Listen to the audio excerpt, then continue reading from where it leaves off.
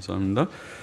같이 기도하고 말씀 생각하십시다. 하나님 아버지, 부족한 종에게 이 시간에도 하나님의 말씀, 사도 바울의 귀한 서신의 한 부분을 감히 조금 해석하며 증거케 하여 주시고, 하나님의 영광과 또 주를 사모하는 귀한 심령들의 유익을 위하게 하여 주옵소서. 종은 무익한 종이오니 하나님의 영, 진리의 영께서 항상 감동하시고 힘을 주시고 또 바르게 말씀을 해석할 지혜를 주시고 입술을 열어주시기를 원하옵고, 또 모든 심령들에게 은혜를 주시기를 원하옵고, 예수님의 이름으로 기도하옵나이다. 아멘. 아멘. 에베소서 5장 15절부터 21절 말씀 좀 생각해 보십시다. 여러 가지 교훈이 좀 여기에 기록되어 있습니다. 15절 먼저 보십시다. 그런즉 너희가 어떻게 정확히 행할 것을 자세히 주의하여, 자세히라는 말 원어가 표준에 맞게 정확히 그런 뜻이고, 또 행할 것이라는 말에 전통 본문에는 붙어 있습니다. 다시 번역하면 그런즉 너희가 어떻게 정확히 행할 것을 주의하여, 지혜 없는 자같이 말고 오직 지혜 있는 자같이 하여. 자, 그렇게 되어 있습니다. 우리는 표준에 맞게 정확히 행할 것을 주의해야 된다, 그렇게 교훈했습니다. 사람이 이 세상에 살아갈 때 무슨 행동을 할 때에 어떤 기준이 있으면 그 기준에 맞게, 그 표준 기준에 딱 맞게 정확하게, 표준에 맞지 않는 것이 아니고 표준에 딱 맞게. 성경 말씀이 우리의 신앙과 행위의 기준, 표준, 규칙, 규범, 법칙입니다. 성경 말씀에 맞는 것, 성경이 하나님의 말씀이기 때문에 그런 것입니다. 성경 말씀에 맞는 것, 그것이 기준인데 성경 말씀에 맞는 것이 의라고 하는 것입니다. 하나님의 법, 하나님의 계명, 그것이 구약의 십계명이든 또 성경 전체의 하나님의 교훈이든 그 교훈이 우리의 신앙과 행위의 정확무한 유일의 규칙이라고 모든 개신교회들이 굳게 믿고 있습니다. 성경은 행위의 표준이기 때문에 성경 말씀에 맞는 것을 의라고 하는 것입니다. 그리고 의롭게 행하는 것이 오늘 말씀대로 지혜 있는 자입니다. 지혜 있는 자같이 행한다는 말은 성경의 기준에 맞게 성경적으로 행하라, 성경의 교훈대로 행하라는 뜻입니다. 성경 말씀대로 행하지 않는 것이, 그것이 불의요, 그것이 죄요, 그것이 어리석은 것입니다. 물론 성경 말씀은 우리의 양심에 새겨져 있어서 하나님을 잘 모르는 사람, 성경을 모르는 사람은 양심대로 좀 사세요, 그것도 좋은 말이긴 하지만은, 그러나 사람의 양심은 환경에 따라서 그것이 좀 더럽혀지기도 하고 그렇습니다. 그래서 어떤 저 사람은 양심도 없어, 기본 양심이 없는 사람이야, 뻔뻔스러운 사람이야, 그런 말을 우리가 하는 것입니다. 그래서 그 양심이 하나님의 법과 일치하긴 하지만은 그것도 때때로 정확한 기준이 되지 못해서 우리가 좀 더 정확히 말하면 하나님의 법, 계명, 하나님의 말씀, 성경 말씀이 우리에게 기준이 되는 것입니다. 시편 119편 1절에 보면 행위가 완전하여 여호와의 법에 행하는 자가 복이 있으며, 그렇게 말씀했습니다. 그래서 행위가 완전한 것은 하나님의 법에 일치하게 법대로 행하는 것이 행위 완전한 것이고, 그것이 복되다. 지혜자입니다. 그러나 하나님의 말씀에 일치하지 않게 행하는 것, 자기 양심에 거리끼게 하는 건 말할 것도 없고, 그것도 잘못된 것이고 본인은 알겠죠. 이것이 옳은지 그런지. 어린아이들도 다 아는데요. 뭐 어린아이들도 뭐 잘못된 거 보면 그거 틀렸어. 아니야. 그래. 너 어떻게 알았어? 그게 틀린지 어떻게 알아? 누가 안 가르쳐도 자기들의 양심이 있어. 양심은 도덕적 분별력이라고 말하는 거거든요. 자기가 옳고 그런 것을 상당히 구분해요. 그래서 그거 아니야, 틀렸어. 그러고 그거 맞아. 그러고 그래요. 어린아이도 아는 것인데 어른이 모를 리가 없죠. 자기 양심, 너 지금 거짓말하고 있잖아. 너 그 지금 나쁜 짓 하고 있는 거 아니야. 너 몰라. 그거 알고 있잖아. 알면서도 너가 지금 그거 아닌 것처럼 그렇게 막 하는 거야. 그게 어른들은 다 알 거예요. 그래서 하나님의 법에 일치하게 사는 것이 그것이 의요, 완전이요. 그것이 복입니다. 또 지혜입니다. 성경의 요점은 성경이 말하고 있는 바는 아까 성경이 기준이라고 그랬는데 성경의 요점은 우리가 모든 죄를 버리고 죄를 버리라. 하나님의 계명에 어긋나는 십계명에 특별히 어긋나는 하나님 없이 사는 것부터 시작해서 그것도 죄입니다. 사람이 하나님을 알기 뿌리인데 자식이 부모를 공경치 않는 거랑 똑같은 것입니다.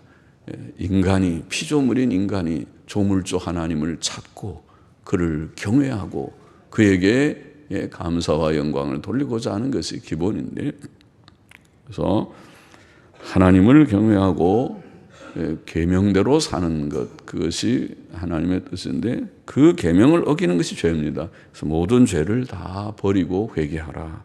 성경이 말하고 있는 바고 그리고 구주 예수 그리스도와 그의 십자가 대속 사역만 믿으라.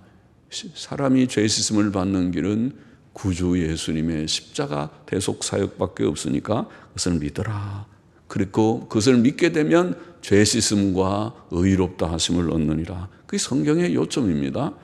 그리고 또 이제는 성경을 좀 열심히 읽고 하나님 중심으로 기도도 하고 하나님을 알았으니까 성경 말씀은 하나님의 교훈이니까 하나님의 교훈을 늘 귀담아 듣고 또 하나님께 내가 기도를 하고 이게 하나님과 교통하는 것입니다. 하나님은 성경을 통해 우리에게 그 뜻을 말씀해 주셨고 그래서 내가 성경을 열심히 읽으면 하나님의 뜻을 알고 또 내가 하나님 앞에 감사할 거나 고백할 거나 또 무슨 소원을 아랠 거나 아뢰게 되는 것은 기도입니다. 그래서 말씀과 기도로 늘 교제하고 그게 경건한 삶이고 그걸 성경이 가르치고 있는 바고 그리고 성경의 교훈 하나님의 계명대로 올바르게 살아라. 이제는 죄짓지 말고 의롭게 착하게 그리고 진실하게. 반대는 불의하게 악하게 거짓말하면서 사는 것이 반대죠. 그렇게 살지 마. 그건 죄라고 그러는 것입니다. 그래서 살지 말고 의롭게 착하게 선하게 진실하게 살도록 하라. 그것이 성경이 가르치는 바거든요. 그것이 기준입니다. 그래서 그 기준에 그 표준에 일치하게 정확하게 맞게 행하려고 주의하라. 참 좋은 말씀이죠. 우리가 이 세상에 살면서 기준에 맞게 성경에 맞게 정확하게 좀 맞게 살려고 해야 된다. 그렇지 않은 것이 죄이기 때문에 거기서 구원받은 성도들인데 이제는 그렇게 살아야 된다. 그렇게 교훈한 것입니다. 16절 보십시다. 세월을 아끼라. 이는 때가 악하니라. 악함이니라. 때가 악하기 때문에 세월을 아끼라. 그렇게 원문에는 되어 있고 그러므로 어리석은 자가 되지 말고 오직 주의 뜻이 무엇인가 이해하라. 그렇게 되어 있습니다. 세월을 아끼라라는 말은 영어 성경의 표현을 보면은 세월을 마치 구속하라. 값을 주고 건져내듯이 그런 시간을 사서 건지라 이런 뜻으로 그런 어려운 말로 썼어요. 구속하라는 단어를 썼습니다. 시간을 사서 건지라는 그런 말인데 시간을 낭비하지 말고 가장 잘 사용하라는 뜻이라고 봅니다. 시간은 귀한 것인데 우리가 귀한 시간이 흐르고 있는데 그 시간을 낭비하지 말고 가장 최선용하라. 때가 악하기 때문이라. 이 세상이 너무 악해서 악한 유행과 풍조들이 많으니까 세상의 풍조 따라서 살면 시간 낭비해버려요. 세상이 좋아하는 거 다 따라가다 보면 내가 시간 다 가버렸네.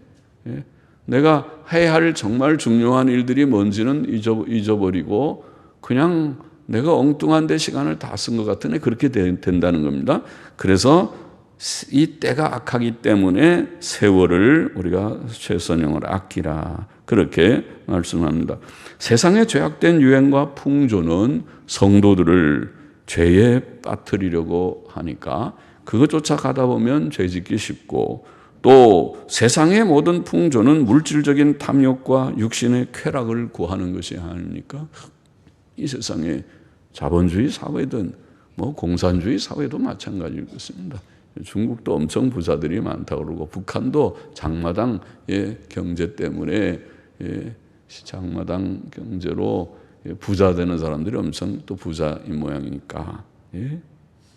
물질적인 탐욕은 인간의 사회, 어느 사회든 자본주의 사회도 원래 부를 추구하는 그런 사회니까 그렇고, 그렇지 않은 사회도 역시 썩기는 마찬가지고, 그 썩어서 우파나 좌파나 썩기도 마찬가지고, 우파만 썩은 것이 아니고 좌파도 썩고, 인간의 본성 자체가 죄성이 있어서 돈을 구하는 이 물질적 탐욕, 육신의 쾌락, 이것이 세상입니다. 세상의 풍조들이 교인들을 유혹하는 것이니까 우리가 깨어 세상의 악함을 알아야 된다는 것이죠. 또 세상의 염려들이 교인들의 믿음을 약화시키고 세상의 바쁜 일들도 교인들을 다 주님의 일에 집중하지 못하게 하는 그런 일들이 많이 있습니다. 또 악한 시대는 때때로 성도들을 핍박하기까지 합니다. 또 이 세상은 전도를 방해하는 세상이다. 하나님의 말씀이 바로 들려지지 않게 되고 세상의 것들이 선전되는 오늘날 공영방송들은 하나님의 구원의 진리 외의 거의 모든 것을 다 전하고 있다고 보입니다. 헛된 사상들과 이념들은 물론이고 헛된 오락들, 그것이 다 전파되고, 불륜과 외도, 드라마에서는 그게 빠지면은 재미가 없을 정도로 불륜과 외도, 술 취함, 폭력, 음란성 있는 복장과 노래와 춤, 그것이 점점 다 유행이 되고 있고, 심지어 귀신 이야기들까지 전달하고 있는 세상입니다. 자, 이런 것들은 다 전달할 수 있지만은 이상하게도 하나님의 진리만은 진지하게 하나님의 창조, 하나님의 섭리, 인간의 죄성, 하나님의 구원에 관한 그런 소식들은 공영방송에서 절대로 기독교 이름은 꺼내면 안 되고 그런 거 꺼내면 안 되게 금기시 되고 있습니다. 우리는 어리석은 자들처럼 세월을 낭비하지 말아야 합니다.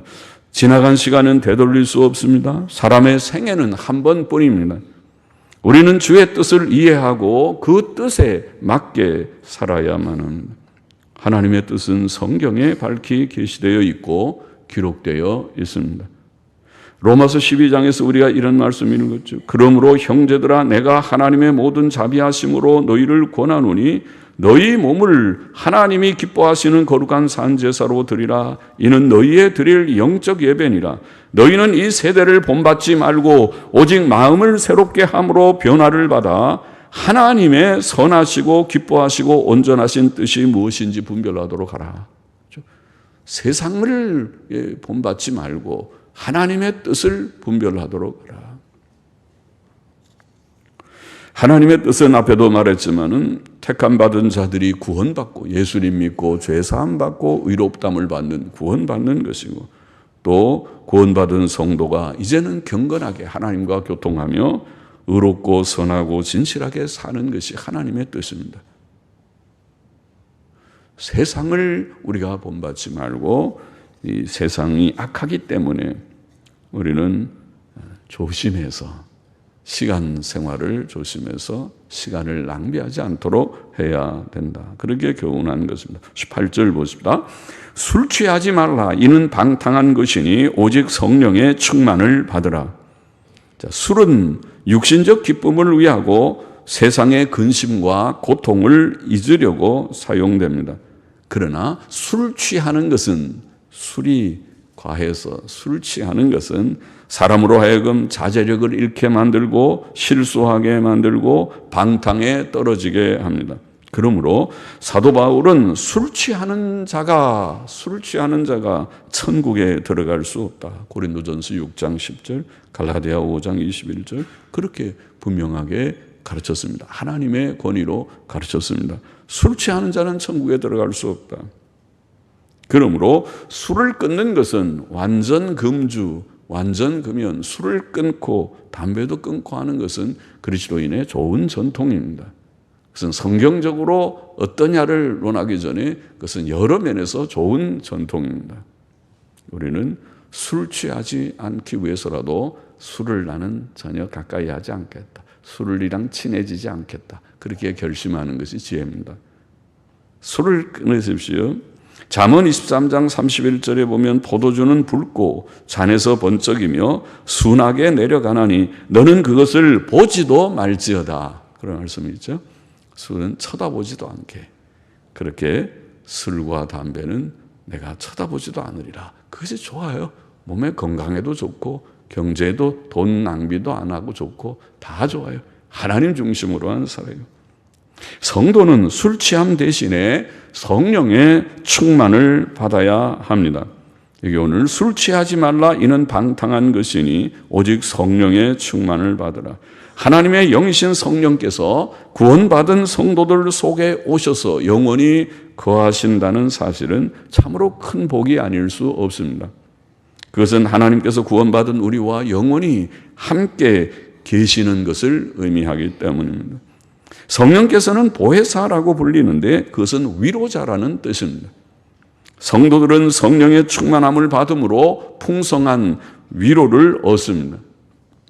성령의 충만을 받으라는 원어는 계속 성령의 충만을 받으라는 뜻입니다. 원문에서 충만을 받으라는 명령어는 반복적 행위를 가리킵니다. 성령의 충만은 한 번만 가지는 것이 아니고 계속 반복적으로 받아야 한다는 말입니다. 또 충만을 받으라는 말은 수동적인 의미를 가집니다. 성령의 충만함을 받는 일에는 우리가 주체가 아니고 우리는 대상이고 성령께서 주체이십니다. 성령께서는 우리 속에 충만히 거하시고 큰 위로와 힘을 주시는 것입니다. 19절 보십시다. 시와 찬미와 신령한 노래들로 서로 화답하며, 신령한 노래라는 영적인 노래들이란 말이죠. 영적인 노래들로 서로 화답하며 너희의 마음으로 주께 노래하며 찬송하며. 성도의 정상적인 삶은 성령 충만한 삶이며 그것은 하나님께 대한 찬송과 감사의 행위로 나타나기 때문에 19절에 찬송에 대한 말씀을 하셨습니다.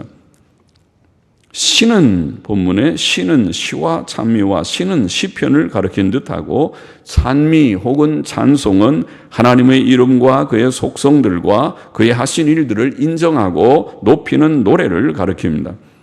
영적인 노래들은 성도들의 신앙생활 속에서 나오는 간증적 노래들을 가리킬 것입니다. 그것은 성도들의 감사와 죄의 고백과 선한 결심 등의 내용입니다. 서로 화답하라는 말은 서로들에게 말하라는 뜻인데 이것은 시와 찬미와 영적 노래들이 하나님께 드려질 뿐 아니라 또한 다른 성도들에게도 들려짐으로써 그들의 신앙생활에 유익을 주게 하고 그래서 다 함께 하나님께 영광이 되는 선한 삶을 결심하게 됨을 나타냅니다. 그래서 찬송은 그런 효과가 있죠.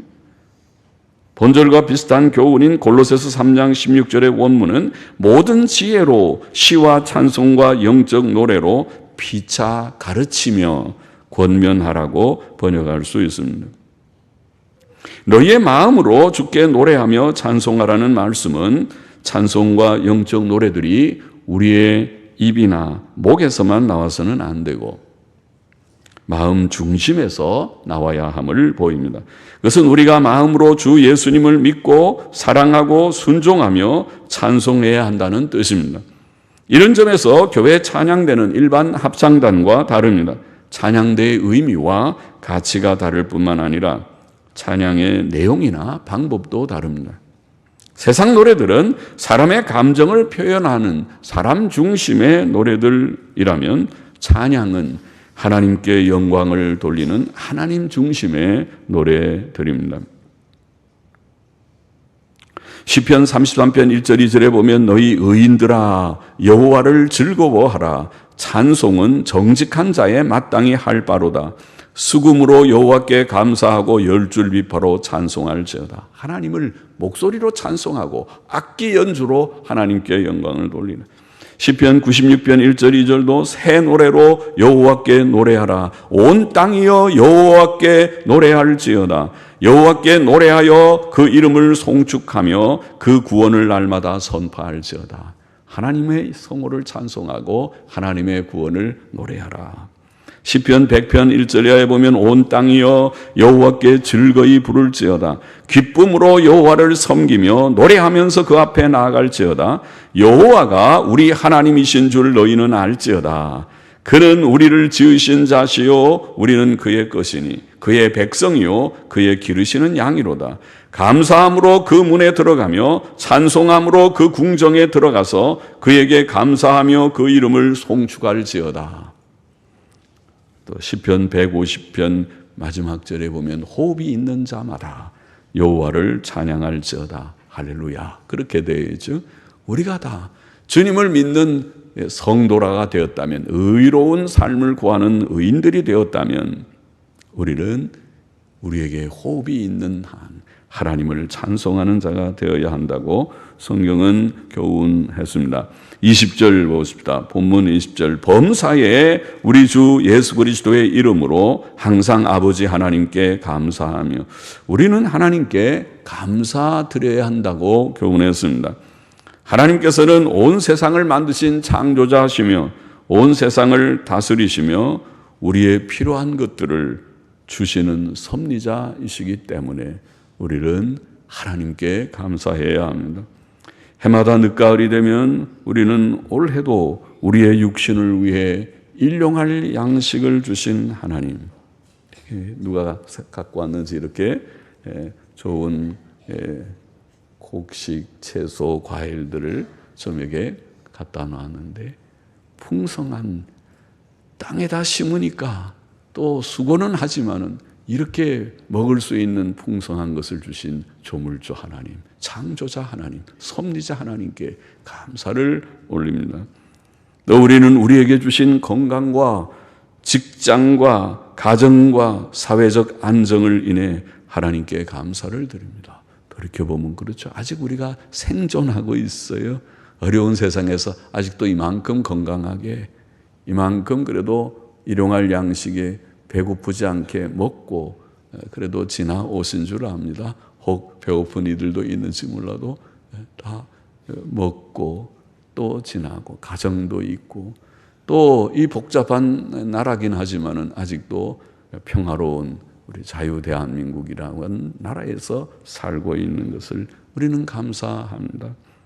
우리는 무엇보다 죄와 허물로 죽었었고 지옥 가야 마땅했던 우리를 위하여 주 예수께서 피 흘려 구속하셨으므로 예수님을 믿고 하나님의 은혜로 예수님을 믿고 값없이 죄사함과 의롭다함을 얻고 영생을 얻고 하나님의 자녀가 되고 천국 기업을 약속받는 상속자가 된 이 구원의 은혜를 우리가 하나님께 늘 감사합니다. 오 하나님, 우리가 무엇인데 이렇게 구원하셔서 오늘도 예배당에 모이게 하셨습니까? 원근 각처에서 예배당에 모여서 하나님께 예배를 드리게 하셨습니까? 감사합니다. 비록 우리가 지금 고난 중에 있다 할지라도, 지금 우리 자신이나 우리 가족이 무서운 병과 싸우고 있고 경제적 곤란 가운데 있고 자녀 문제로 염려하고 있고 우리 사회가 이념의 대립과 갈등, 경제의 파탄, 안보의 불안을 가지고 있다고 할지라도 우리는 세상의 모든 일들을 주관하시고 우리의 생사화복과 국가의 흥망성쇠를 주장하시는 하나님만 바라보아야 하겠습니다. 우리는 먼저 우리 자신의 부족과 죄가 없는지 반성해야 하고 하나님께서 주신 훈련의 현실을 달게 받아야 하겠습니다.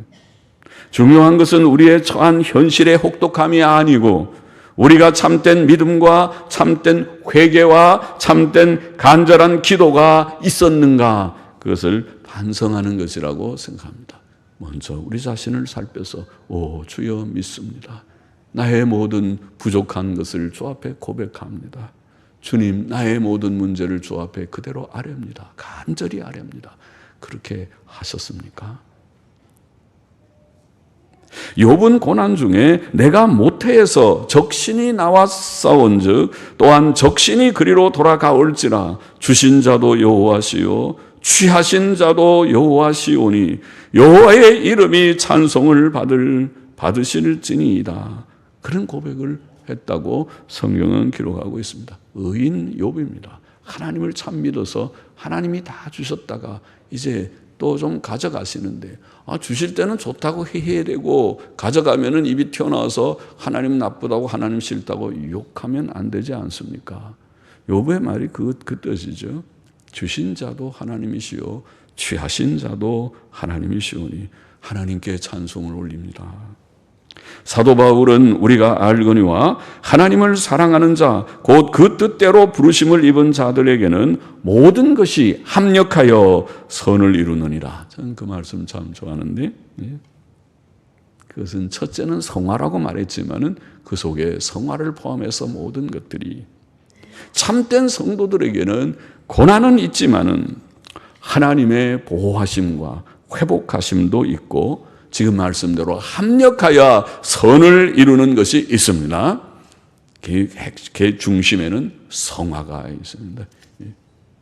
고난을 통해서 우리가 내가 아까 말한 대로 참된 믿음이 있었는가, 참된 회개가 있었는가, 내가 진지하게 하나님께 이 문제를 아뢰고 간구하였었는가, 그런데도 응답이 없었는가, 내가 정말 주님을 믿었는데, 정말 내가 회개했는데, 정말 간구했는데 하나님이 외면하셨다는 것인가? 그럴 리는 없을 터인데. 그래서 고난은 여러 면에서 유익하고 우리로 결국 단련해서 성화를 이루게 하면서 합력해서 선한 결과를 주께서 주시는 그런 일이라고 믿습니다. 그러므로 우리는 범사에 우리 주 예수 그리스도의 이름으로 항상 하나님께 감사해야 한다고 교훈한 줄 믿습니다. 마지막 21절 보십시다. 그리스도를 경외함으로 피차 복종하라. 여기 원문의 전통 본문에는 하나님을 이렇게 읽는 사본도 많습니다. 하나님을 경외함으로 피차 복종하라 하는 것이든 좋은데 주께서는 너희 중에 누구든지 크고자 하는 자는 너희를 섬기는 자가 되어야 하리라. 마태복음 20장 28절, 26절에 그런 말씀하셨죠. 주님이 가르친 교훈은 서로 섬김의 교훈을 했어요. 당신은 나를 섬기세요. 나는 당신보다 높아요. 그렇게 가르치지 않고 누구든지 크고자 내가 남보다 좀 많이 배우고 또 똑똑하고 돈도 좀 있고 남보다 더 나은 것이 있다고 생각한다면 다른 사람을 섬기는 자가 되고 종이 되어야 한다. 지금 피차 복종하라는 말씀이 금방은 잘 이해 안 되지만 주의 말씀을 들으면 그 말씀이 그 말씀이구나. 우리 간에 서로 피차 복종하는 것은 내가 당신보다 높다고 당신이 나를 섬겨야 돼. 나는 지금 이런 직분이 있고 내가 모든 면에서 당신보다 좀 우월하다고 그런 생각을 버리고 누구든지 좀 더 많이 가졌다고 생각하고 좀 더 낫다고 생각하는 자가 있다면 섬기는 자가 되라. 종이 되라. 상대에게 먼저 복종하려고 하라. 사도 바울은 다른 곳에서도 서로 우애하고 존경하기를 서로 먼저 하라. 로마서 12장 10절에 그런 말씀이죠. 존경이 돼야 하지. 상대가 나를 존경해야 나도 존경하든지 하지. 그게 아니고 존경하기를 서로 먼저 하라. 내가 상대를 존중하고 귀히 여기고. 그렇죠? 사람은 다 귀한 존재잖아요. 주께서 피 흘려 사실 정도로 우리를 귀하게 보화와 같이 여긴 존재들이잖아요. 그래서 그렇게 생각하고 상대를 귀히 여기고 가정에서부터 또 작은 우리의 직장이나 교회 이런 단체들에서 또 빌립보서 2장 3절에는 겸손한 마음으로 각각 자기보다 남을 낮게 여기라 같은 말씀이죠. 상대를 먼저 존중하고 자기보다 남을 더 낮게, 더 높게, 더 낮게 여기고, 그리고 정말 너희 중에 큰 자는, 많이 가진 자는 남을 섬기고 종이 되는 자세로 섬기라. 왜? 예수님께서, 높으신 예수님께서 우리를 위하여 오셔서 우리를 구속하기 위하여 자신을 희생하시는, 친히 섬기는 도를 보여주셨기 때문에, 예수님께서 어떻게 십자가의 죽으심으로 우리를 구원해 주셨는지를 우리가 믿는 자들이기 때문에, 주님을 정말 믿는 자는 서로서로를 그렇게 섬기는, 섬김을 받으려고 하지 말고 섬기는 자가 되어야 한다는 교훈이죠. 이런 정신에서 하나님을 경외함으로, 혹은 그리스도를 경외함으로 피차 복종하라. 오늘 여러 교훈들이 여기에 언급되어 있습니다. 7가지든 8가지든 교훈이 있는데 다 귀한 교훈이지만 다시 한번 정리해 보십시다. 첫째로, 우리는 지혜자로서 미련한 자가 되지 말고 지혜자로서 주의하여서 성경 말씀에 맞게 정확히 행하도록 하라. 그부터 시작했어요.